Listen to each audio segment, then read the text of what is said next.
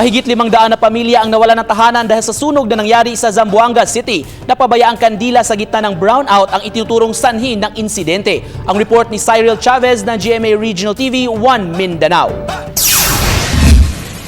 Nalimpungatan na lang sa pagkakatulog ang mga residente ng Purok Tribi, Barangay Recodo, Zamboanga City, Miyerkules ng madaling araw, matapos bumungad sa kanila ang malaking sunog sa kanilang lugar. Nagsimula umano ang sunog sa bahay ni Akhad Asta at dahil gawa sa light material sa mga bahay, mabilis na kumalat ang apoy. Umabot sa pangalawang alarma ang sunog at naapula na lang bandang 4:30 na ng madaling araw. Sa kabutihang palad, walang nasawi at may ilan lang residenteng nasaktan tulad ni Asari Mukaran. Informal settlers po.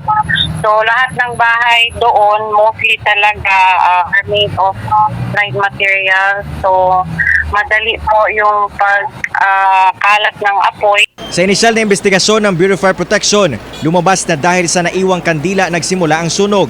Napag-alaman din na 2 araw nang walang kuryente sa lugar dahil sa masamang lagay ng panahon.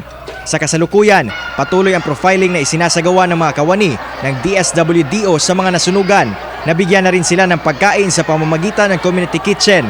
Umabot sa 2,821 ang mga apektadong individual o mahigit 500 na pamilya ang naapektuhan.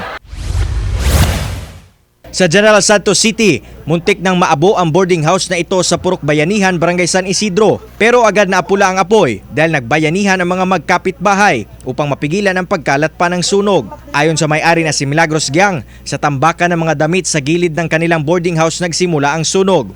Posible umano na hulugan ito ng baga mula sa kusina. Ako, si Cyril Chavez para sa GMA Regional TV.